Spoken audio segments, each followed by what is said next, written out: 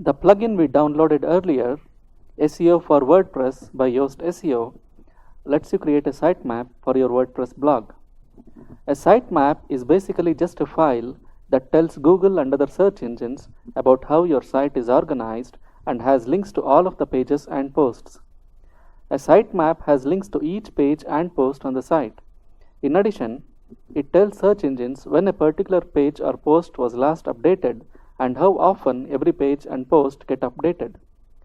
Really small sites do not need a sitemap, but once your site gets large, it's possible that the search engines may not crawl some of the pages, especially if the interlinking is not good enough and the page does not have external links.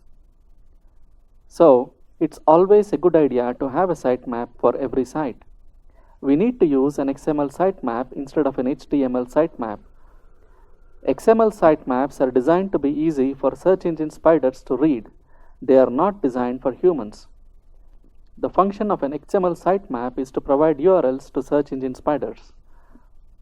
The SEO for WordPress plugin by Yoast SEO lets you create an XML sitemap very easily.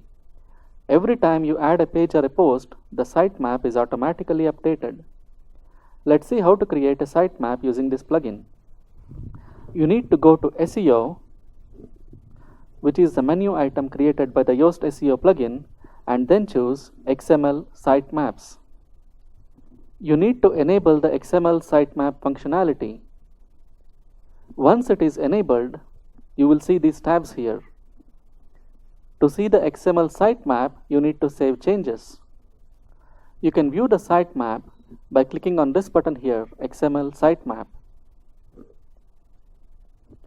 This is a sitemap created by the plugin. The plugin actually creates 3 sitemaps by default. One sitemap for the posts, another for the pages, and a third for the categories. If you click on this link, you will see all the posts on your page. Likewise, clicking on this link will show you all of the pages on your site. Clicking on this category link will show you all the category pages on the site. If you click on this, it will take us to the twin mattress category page. This is the twin mattress category page. Let's now take a look at the settings. By default, author or user sitemap is disabled. If you are the only author on your site, then you will want this to be disabled. But if you happen to have several authors who post content, then you will want this to be enabled.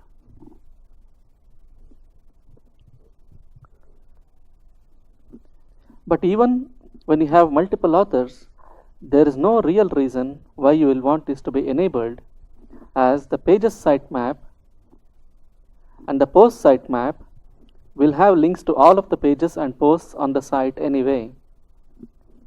Let's now look at the post types tab. This lets you specify what you want to be linked to from the sitemap. You want pages and posts to be linked to from the sitemaps, but you do not want media in the sitemap. We will not be using posts here, but we can just leave this as it is. If you want to exclude certain pages from being linked to from the sitemap, you can specify that here. You will need to use the page ID here and not the URL. To get the page ID of any page, select the Pages option from the dashboard